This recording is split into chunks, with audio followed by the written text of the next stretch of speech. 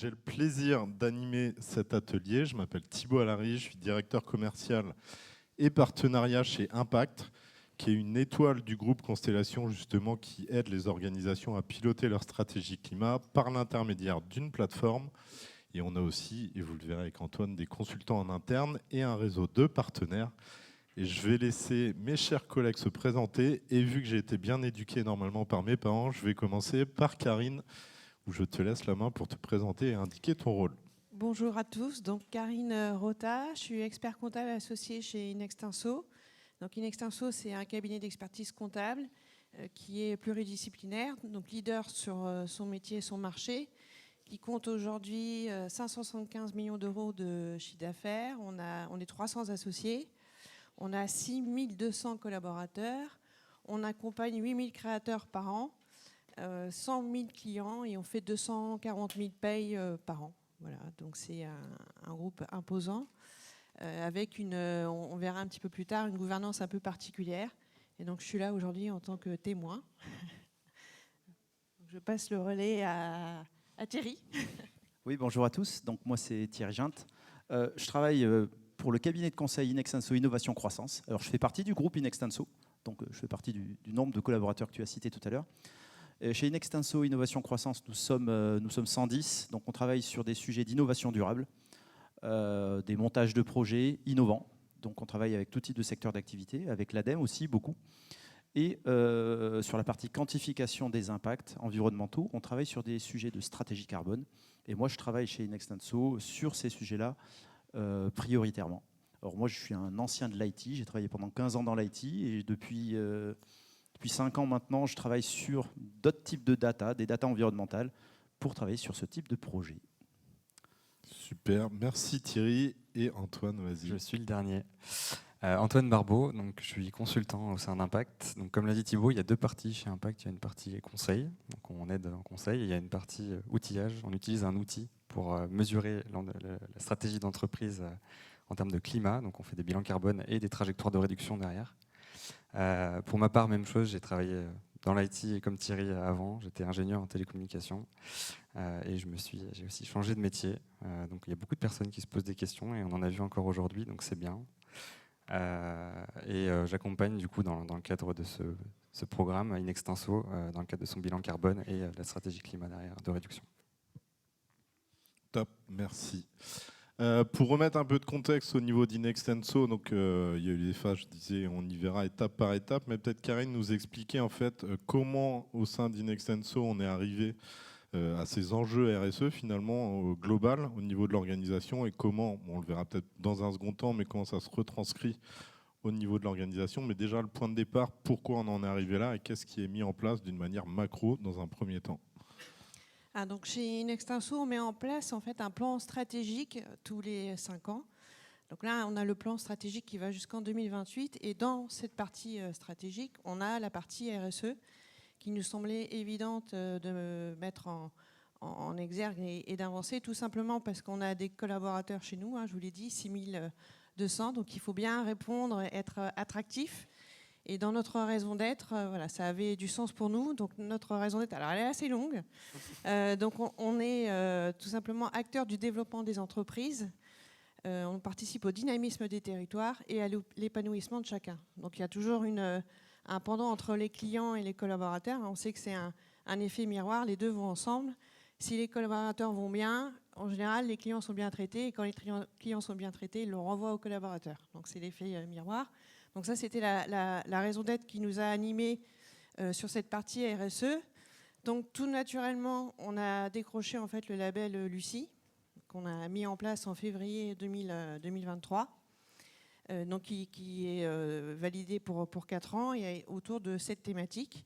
Donc là, on a décroché ça. Et ensuite, donc Inextinso a une gouvernance un peu particulière. Donc comme je vous l'ai dit, on est 300 associés. Donc chaque associé en fait a des actions au niveau national et après on a une détention capitalistique dans les régions.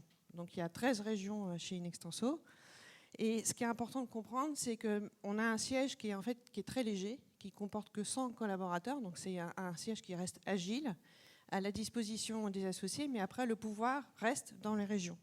Donc la prise de décision, l'impulsion, elle vient des régions où sont les associés qui sont terrain, parce que nous, on est au contact des clients et des collaborateurs tous les jours, on est dans les agences, donc on vit le quotidien. Et donc de ce fait-là, il faut arriver à convaincre 300 associés. En fait, c'est ça la problématique, d'arriver à séduire ces 300 associés qui après vont impulser la stratégie et la déployer au sein des agences. Donc il a fallu bien comprendre cette gouvernance, parce que même si forcément on n'a pas tous les mêmes détentions capitalistiques, après en termes de vote, on a un homme, une voix. Et c'est ça qui est important, et ce qui fait d'ailleurs la spécificité du modèle Inextenso, et on en est très fiers, parce qu'on reste des entrepreneurs et on reste décisionnaire de du cabinet dans lequel on est. Donc on est vraiment acteur de ce cabinet.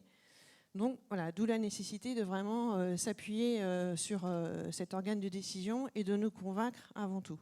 Et une fois qu'on est convaincu, il n'y a pas plus simple, quand on est convaincu, forcément on est convaincant, et on déploie après la stratégie, on va sur le terrain et on prêche la bonne parole. Je ne sais pas si j'ai bien répondu à la question. C'est plutôt clair pour moi. J'ai vu bon. des sourires dans la salle, donc je Voilà. pense que ça peut parler. Et merci beaucoup déjà pour cette compréhension. Ce que je trouve intéressant en plus dans le cadre d'Inextenso, c'est qu'on est dans le cadre d'une organisation décentralisée, donc finalement un peu partout en France, des experts comptables, des associés ou autres. Quand on parle d'initiation en stratégie climat, souvent on passe par l'étape numéro 1 de sensibilisation. Thierry, notamment chez Inextenso, qu'est-ce qui avait été mis en place justement sur ce sujet-là ?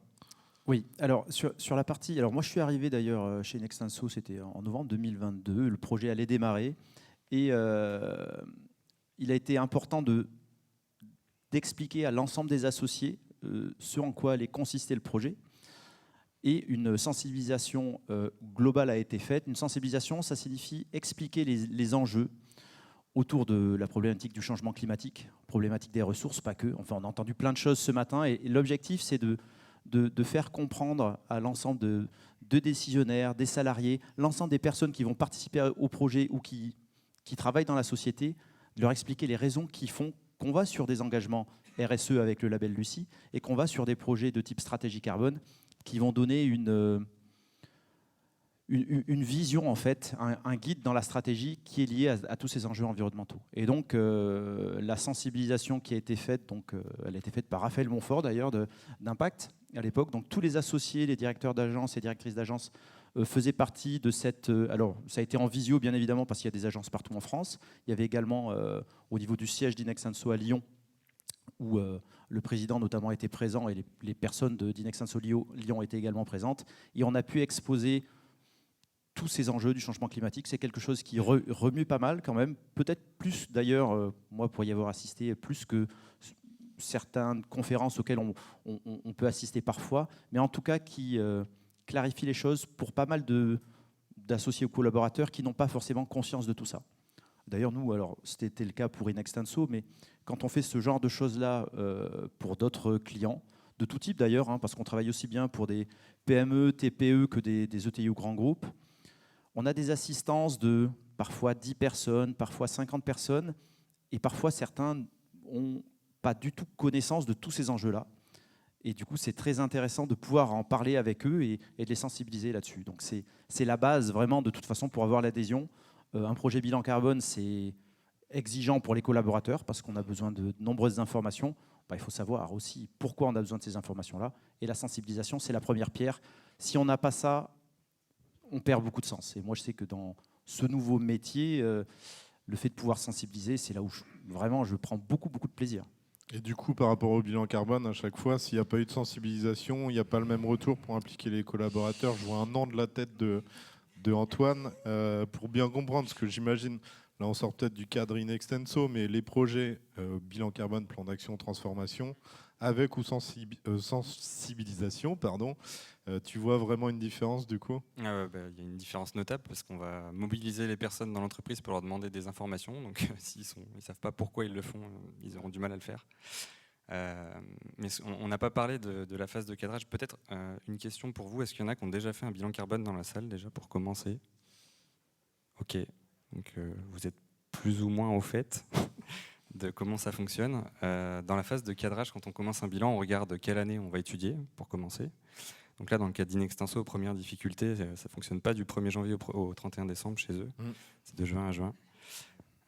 Donc c'en est une. Ensuite, on regarde un périmètre, ce qu'on appelle organisationnel, c'est jusqu'où on va mesurer les émissions dans l'organisation. Chez Inextenso, il y a 200 agences. Vous imaginez bien que 200 agences dans un bilan, ça va être compliqué d'aller mobiliser 200 personnes qui eux-mêmes vont mobiliser 5 ou 6 personnes dans leurs équipes. Donc il faut choisir. Et pour choisir, il faut se poser les bonnes questions. Donc on a regardé où étaient les agences en France. On a essayé de prendre un échantillon représentatif. C'est du tertiaire, hein, donc on va chauffer différemment au sud de la France qu'au nord de la France, sans surprise. Et puis les collaborateurs vont être impliqués en fonction de leur ville ou de où ils sont placés différemment au niveau de la mobilité notamment. Donc on avait déjà des petites idées derrière la tête et donc ça permet d'avoir un échantillon représentatif pour extrapoler le reste du groupe. Donc ça c'était l'enjeu initial, c'était ce périmètre organisationnel. Une fois qu'on avait défini ça, on s'est rendu compte dans l'échantillon parfait, idéal, qu'il n'y avait pas forcément des personnes moteurs partout. Donc on a ouvert les portes et on s'est dit il faut des volontaires en plus. Donc on a ouvert les portes et on a dit est-ce qu'il y a des volontaires ? Si oui, dans l'échantillon, où est-ce qu'ils pourraient se positionner ?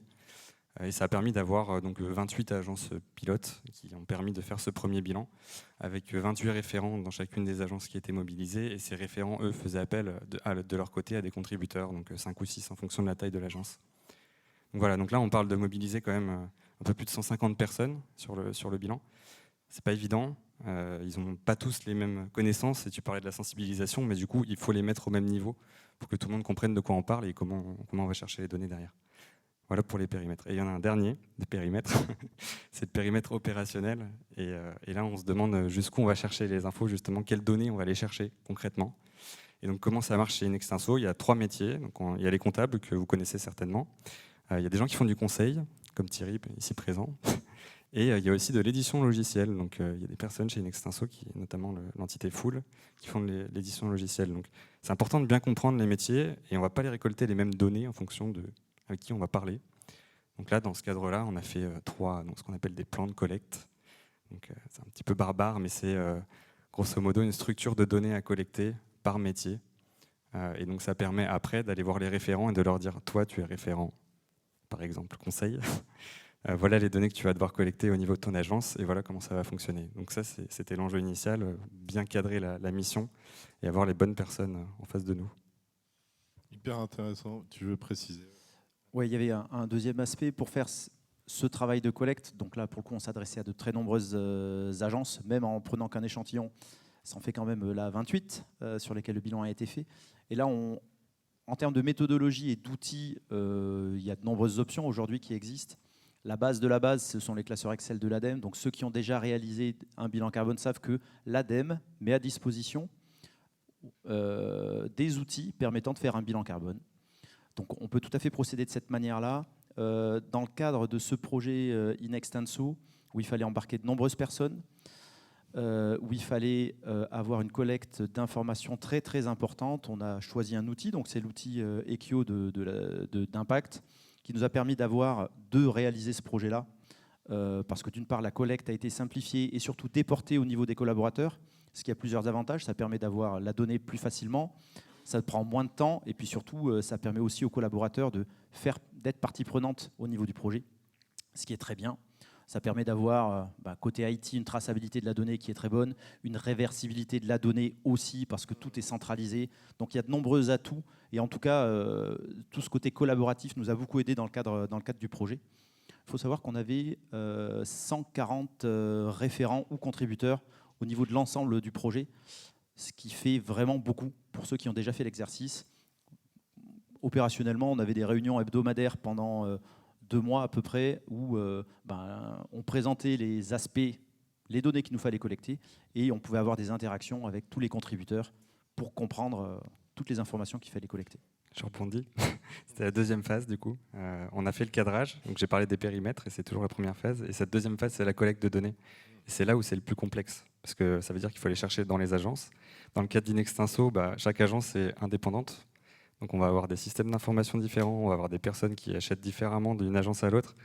Donc il faut aussi pouvoir bien expliquer les informations dont on a besoin pour que les personnes sachent aller les chercher là où elles savent qu'elles sont, parce qu'on n'est pas à leur place. Voilà.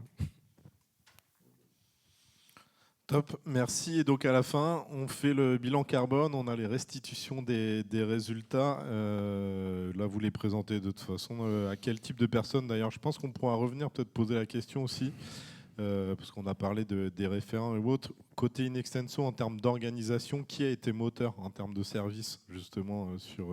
Alors justement, l'impulsion, en fait, elle est donnée par Antoine de Rinmaten, hein, qui est le grand chef.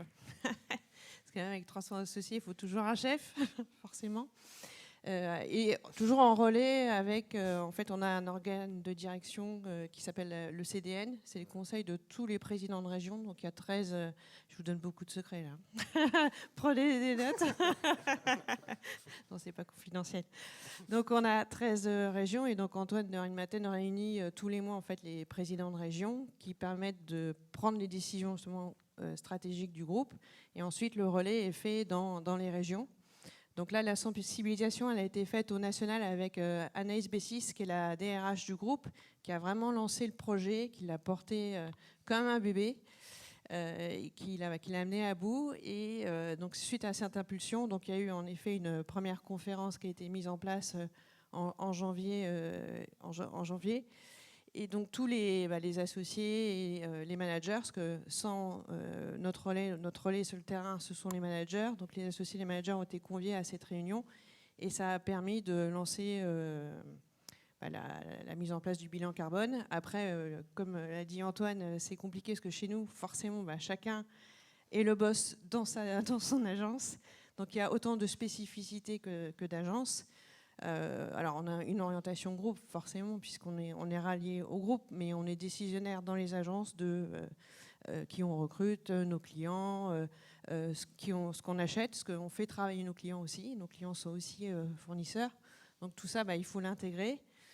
Mais une fois que comme j'ai dit, l'associé est convaincu, ça se fait tout seul et l'information remonte. Et tout est sur la base, comme on est quand même entrepreneur et avant tout acteur du groupe. Une fois qu'on a pris la décision d'avancer, on avance. Alors même s'il y a eu 28 agences qui ont été sélectionnées alors par volontariat, hein, il n'y a pas eu...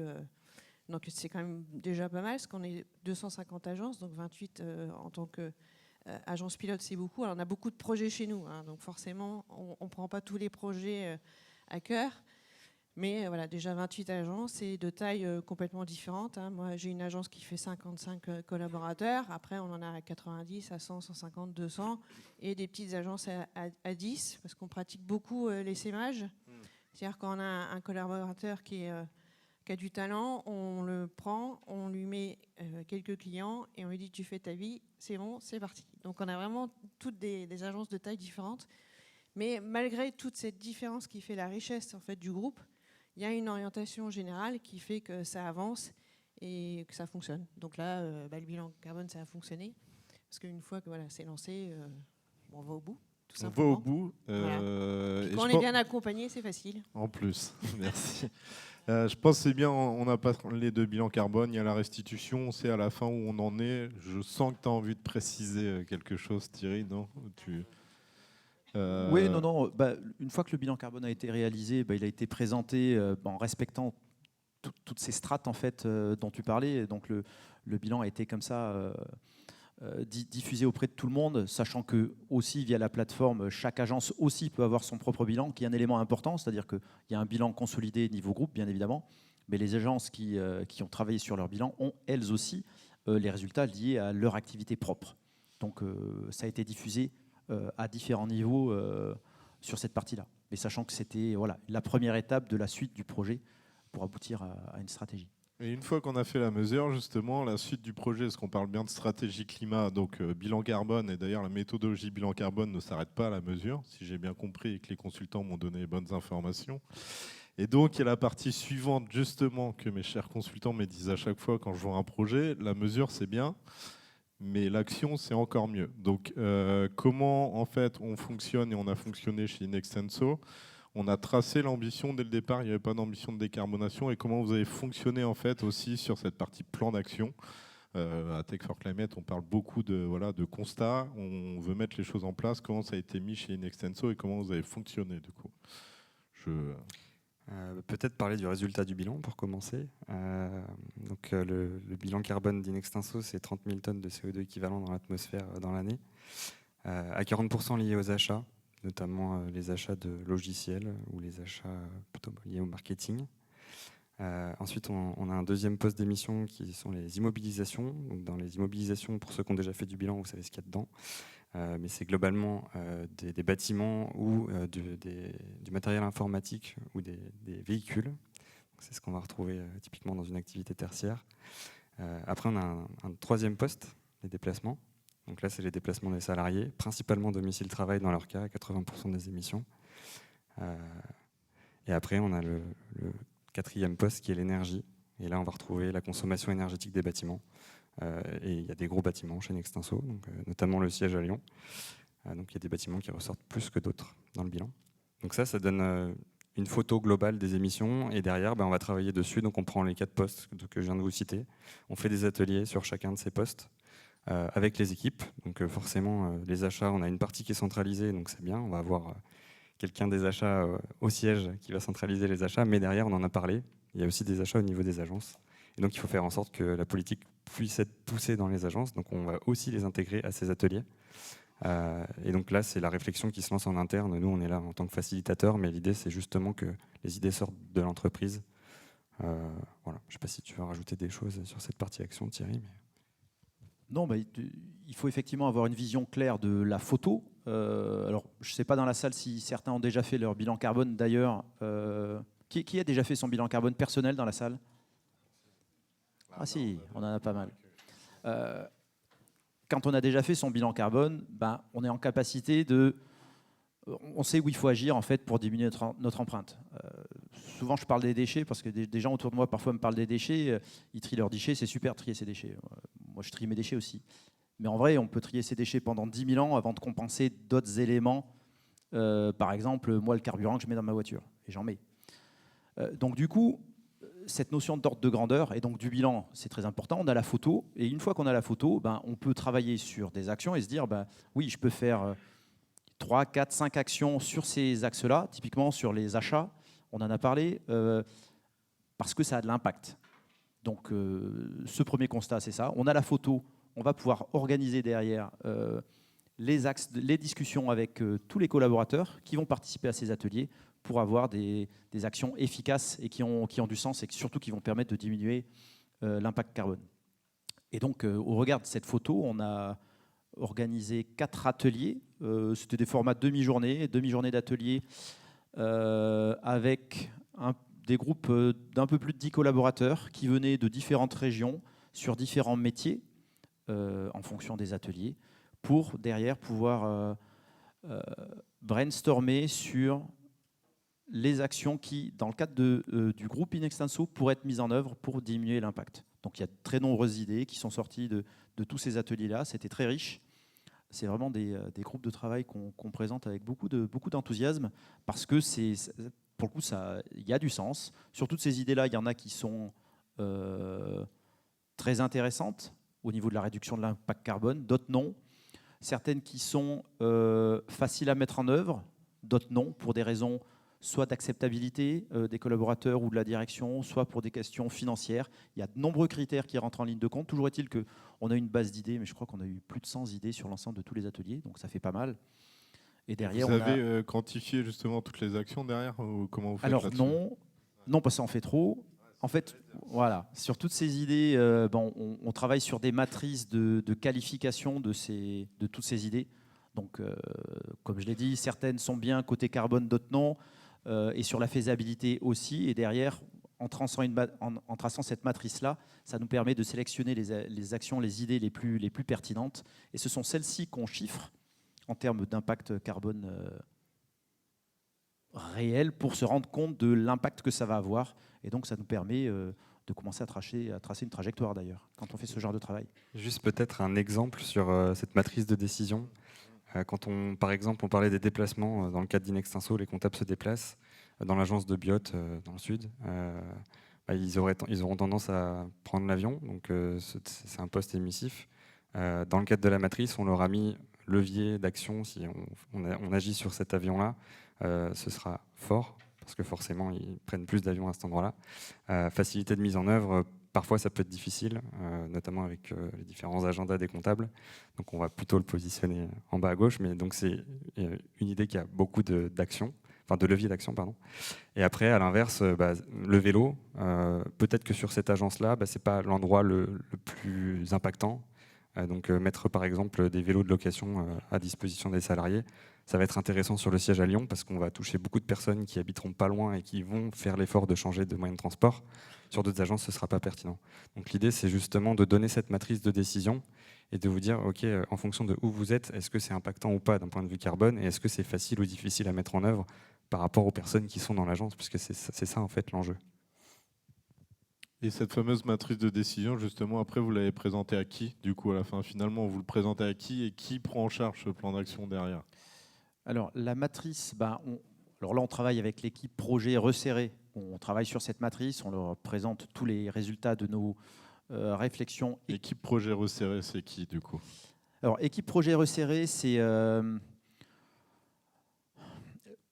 les gens qui font partie du service RSE chez Inextenso. Donc, vraiment, on a eu un groupe de travail assez resserré qui, eux, derrière, ont pu diffuser et échanger sur ces informations-là avec des décisionnaires. Donc, on a eu comme ça une liste, on a présenté en tout cas la matrice avec les chiffres. Et puis, de toute façon, suite à ces actions-là, elles sont passées devant le comité dont tu parlais tout à l'heure, Karine. Et d'ailleurs, sur les actions qui avaient été sélectionnées, chiffrées, eh bien, certaines peuvent être considérées comme non applicables sur l'année à venir ou sur les 2 années à venir. Par exemple, en termes d'acceptabilité pour ce comité-là, ces actions ne peuvent pas être mises en œuvre tout de suite et d'autres ont été validées. Donc, il y a plusieurs niveaux finalement de validation. Le niveau équipe rapprochée où, de toute façon, à un moment donné, quand on a de très nombreuses actions, il faut bien pouvoir arrêter des choix avec une équipe de 5-6 personnes. Mais ensuite, de toute façon, on est passé devant ce comité, enfin, toutes ces actions sont passées devant ce comité pour voir ce qui allait pouvoir être mis en œuvre au niveau du groupe Inextenso. Et du coup, après, derrière, côté opérationnel, vous, Karine, vous avez des KPI que vous devez suivre. Enfin, comment ça fonctionne en agence, pour le coup? Voilà, donc ça tombe bien, on adore les chiffres, donc c'est bien. Donc là, pour le coup, on était séduits. Donc on a des indicateurs, donc comme on l'a expliqué, on a un objectif, une vision sur ce bilan carbone avec des actions à mettre en place d'ici 2031, donc c'est assez loin, avec des améliorations, comme l'a précisé Antoine, dans les différents secteurs, les bâtiments, parce que dans chaque agence, il y a un bâtiment, tout ce qui est énergie, tout ce qui est déplacement. Donc concrètement, ce qu'on a mis en place, donc par exemple, c'est les ordinateurs, parce que c'est notre outil de travail, on les renouvelle beaucoup moins rapidement. Voilà, on fait prolonger la durée de vie des ordinateurs, c'est simple, mais ça a un effet direct. Tout ce qui est, on a mis en place les poubelles de tri. On n'a plus de poubelles simples dans les agences, donc on a les poubelles de tri. Moi, je suis sur la région Île-de-France, donc on a fait travailler les joyeux recycleurs, donc ils viennent récupérer nos déchets toutes les semaines. On a mis en place tout ce qui est frais de déplacement, parce que c'est le plus important, c'est le poste qui est le plus conséquent chez nous, donc tout ce qui est mobilité douce. Et surtout, nous, en tant qu'associés, parce que c'est nous qui donnons l'exemple, comme on dit, il faut savoir être exemplaire, et après, les équipes font comme nous. Donc on essaye de se déplacer en train et d'éviter la voiture, les avions. Donc comme on va souvent chez les clients, voilà, on essaie d'être exemplaire sur ça. Ça doit être un expert comptable, non? Voilà. Et donc on a, comme on a expliqué, chaque agence est un peu différente, mais dans chaque agence, on a un référent RSE. Donc il y a un de nos collaborateurs donc, qui a été formé aux outils, qui comprend les KPI et qui suit avec nous ces fameux KPI, parce que la meilleure façon d'impliquer les gens, c'est de leur expliquer, les autonomiser, leur confier le travail, enfin le process. Donc dans chaque agence, on a ce référent RSE et qui nous livre des chiffres donc sur tous ces indicateurs tous les mois.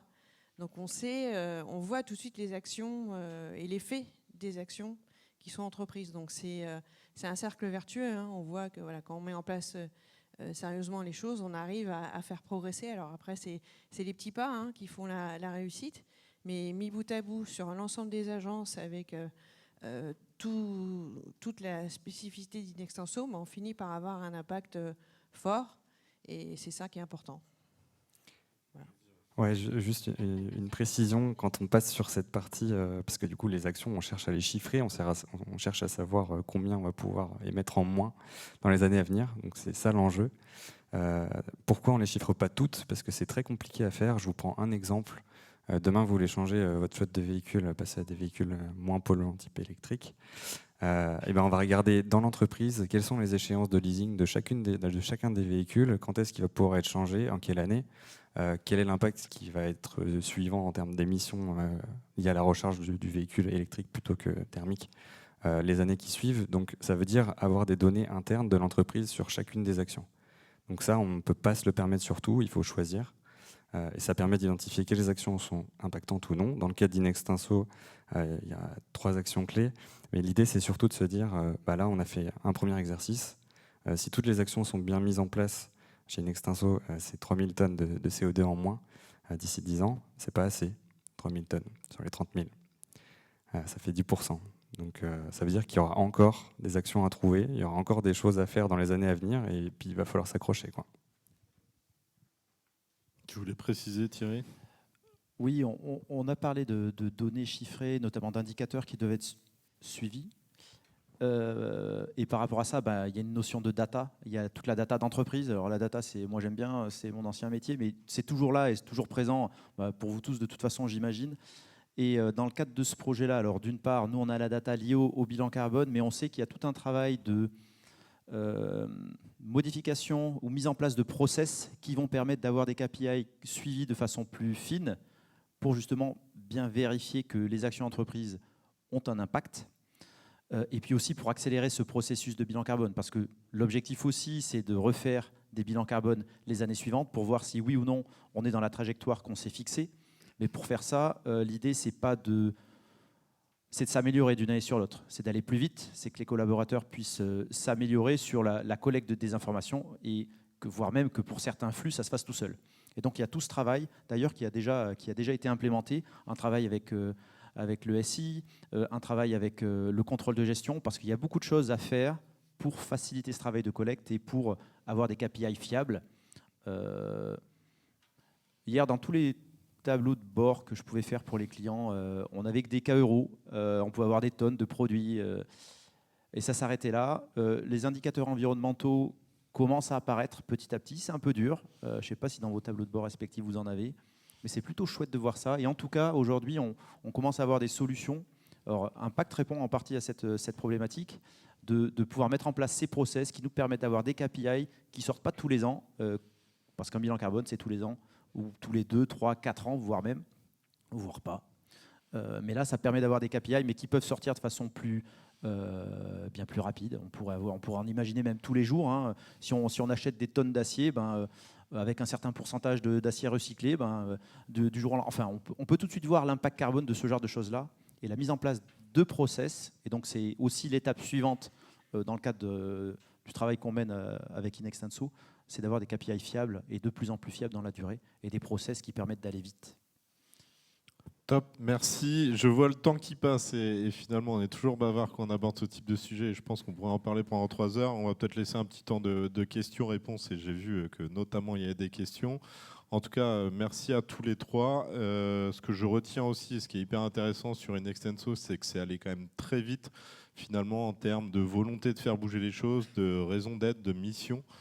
Et donc d'arriver du bilan au plan d'action, faire cette fameuse boucle, comme tu l'indiquais Thierry, et que tout ça insuffle un vent nouveau. On avait évoqué dans le cadre de la préparation, Karine aussi, pour recruter des collaborateurs également. On n'a pas eu le temps d'aborder ce sujet, mais que ça a aussi amené sur la politique RH, ainsi de suite. Donc voilà, tu as donné le micro et tu as commencé, ça marche.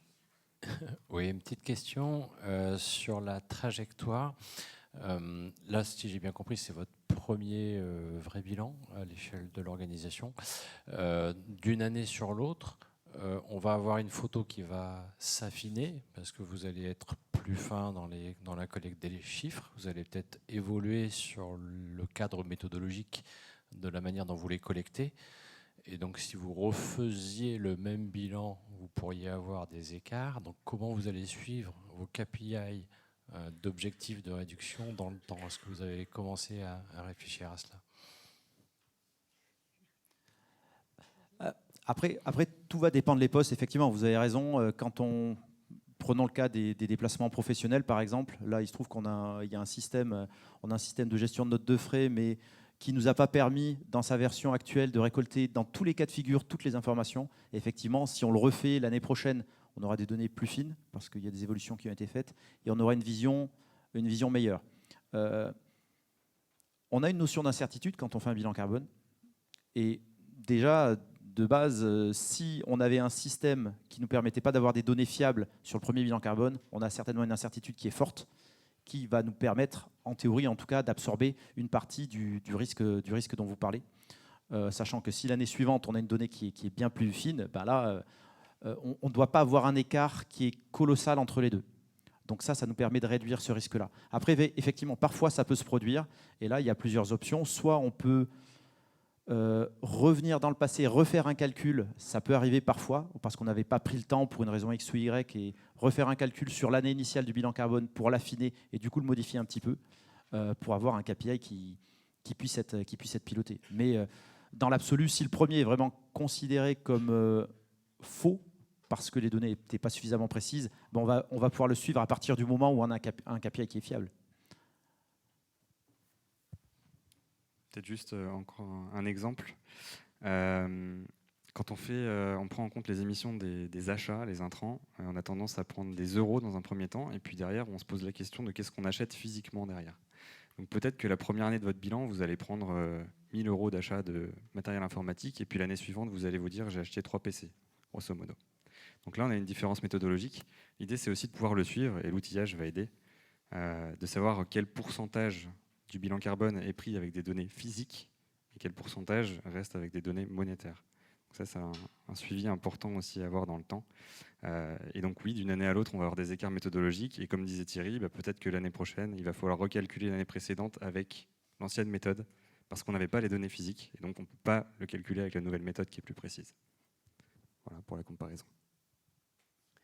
Bonjour. Merci pour ces informations. J'ai une question pour vous. Vous êtes du coup un cabinet d'expertise comptable. Ce matin, ça a été évoqué le sujet du poids de la finance dans le bilan carbone. On parle alors beaucoup d'Inextenso, mais vous avez également des clients. L'impact que vous avez au quotidien sur les conseils que vous allez leur donner, les optimisations qu'ils vont pouvoir réaliser est fort. Du coup, ma question est la suivante, c'est comment vous mesurez à la fois pour vous, mais aussi pour les conseils que vous donnez à vos clients, le poids de vos conseils en termes de bilan carbone et d'impact. Alors, merci pour la transition, parce que c'était ma conclusion. Alors, nous, donc on accompagne nos clients au quotidien. On a un outil qui s'appelle le dashboard, qui permet de suivre le pilotage de l'entreprise chez le client. Donc tout ce qui est atterrissage, alors là, pour le coup, c'est les données chiffrées. Hein, c'est l'accompagnement sur l'atterrissage du compte de résultat en comparaison avec le budget. Et on a rajouté, là, on est en phase de test là-dessus, le dashboard RSE, qui amène justement des données chiffrées aussi auprès du client sur sa consommation. Alors c'est très simple, hein, ça va chercher des chiffres dans la comptabilité. Nous, on apprend à faire des petites formules pour avoir les indicateurs qui vont bien. On a des petits widgets sur cette consommation et donc l'amélioration de cette consommation. Alors, on n'est pas aussi précis forcément qu'un quelqu'un qui fait ça, dont c'est le métier. Donc, nous, on reste sur des domaines assez simples, hein, qui sont les transports, la consommation énergétique. Voilà. Mais à ce niveau-là, on conseille nos clients et on les accompagne, bien sûr. Je ne sais pas si j'ai répondu à votre question. Oui.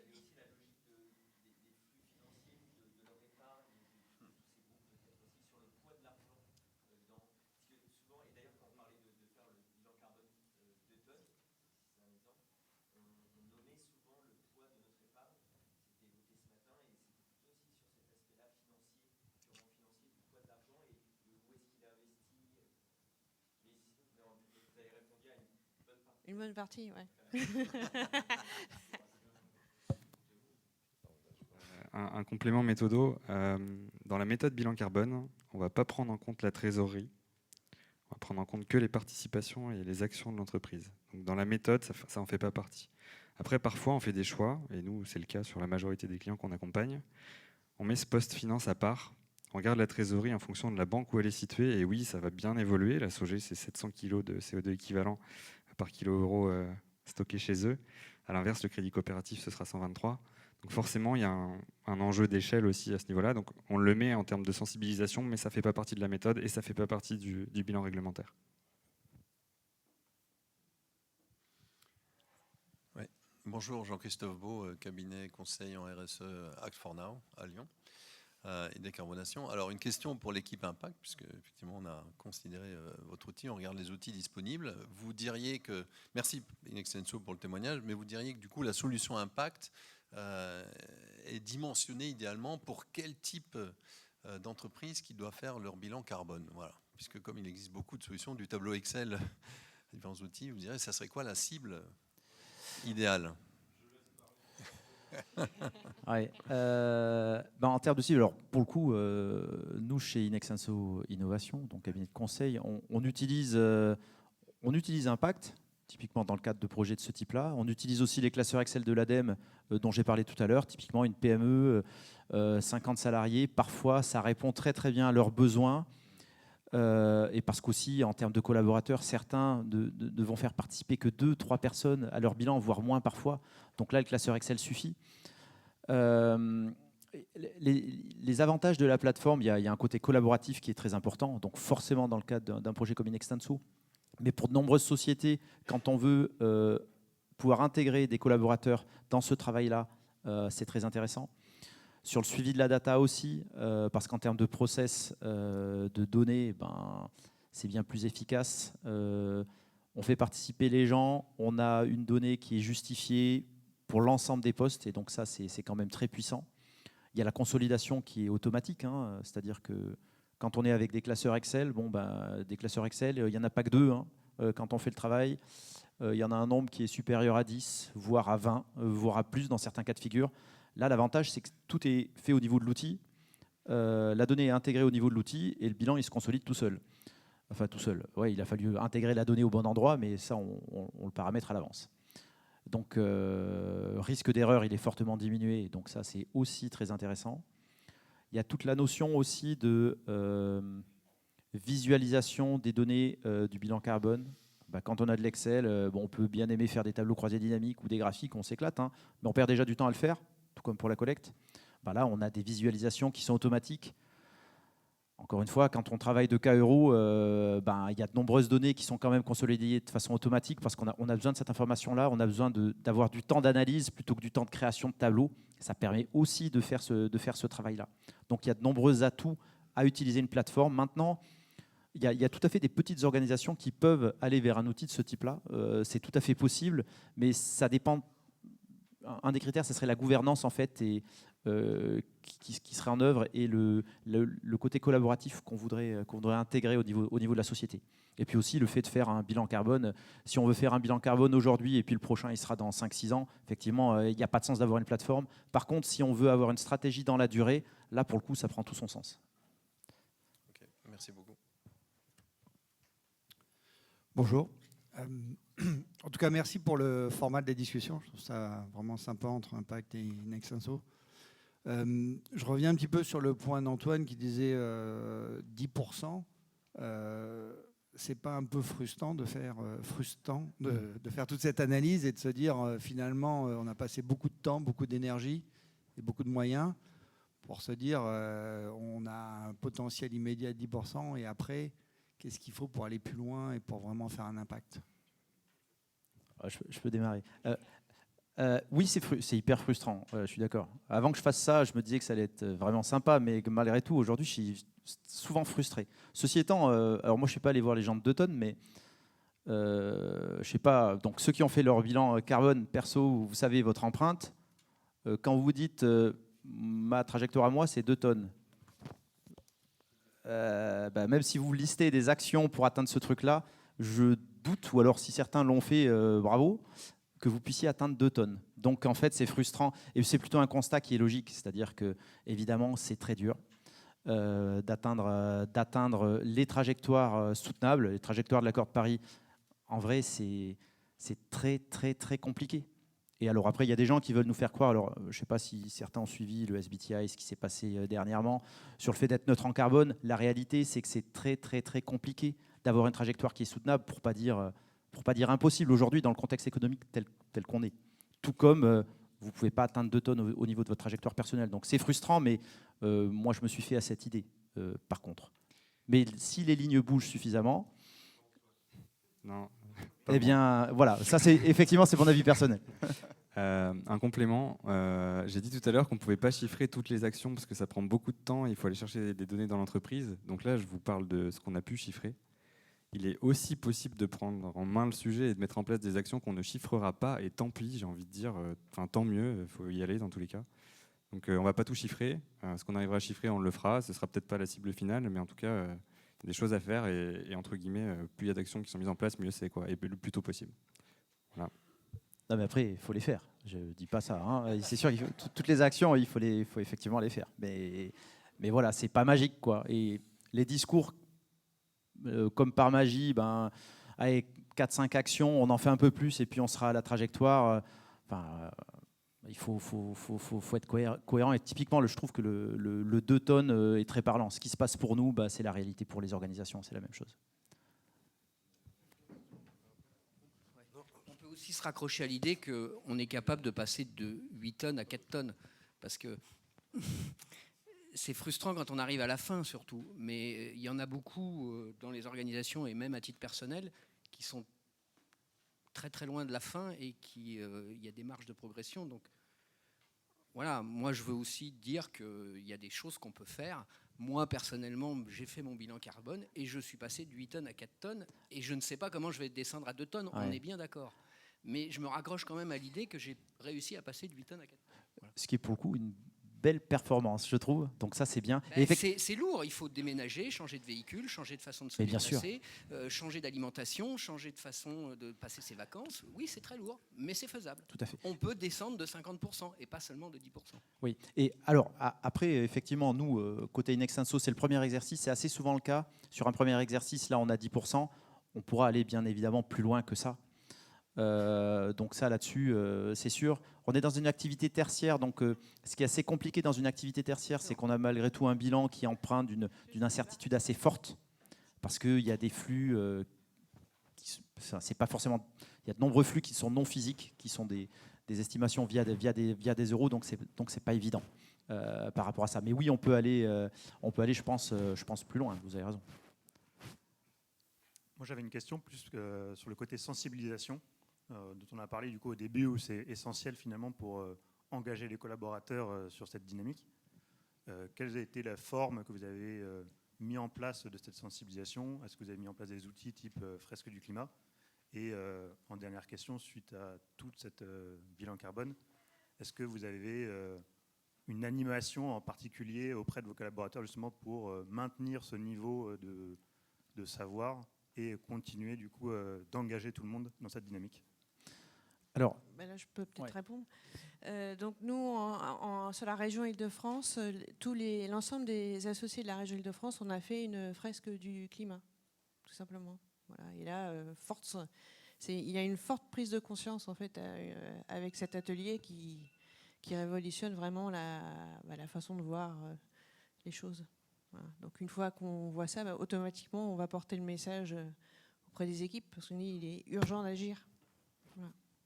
Et côté Inextenso Innovation, donc sur l'entité conseil, donc nous on est 110 et tous les collaborateurs, les 110, ont également suivi des ateliers fresques du climat. Ceux qui travaillent dans le département, moi forcément, on connaît bien ces sujets, mais par contre il y en a de nombreuses personnes en fait qui sortent pas indemnes de séances de ce type-là, donc en termes de sensibilisation, c'est un aspect qui est très important et qui a été utilisé, la fresque du climat, mais après il y a d'autres vecteurs et de toute façon au niveau d'un groupe comme, même juste IEIC, on est 110, il y a d'autres étapes à avoir au niveau de la sensibilisation pour aller plus loin, parce qu'une fresque et puis il ne se passe plus rien, il y a besoin effectivement d'aller plus loin encore. La régie m'appelle et me dit qu'il faut terminer. Je vous remercie à tous pour vos questions, votre écoute.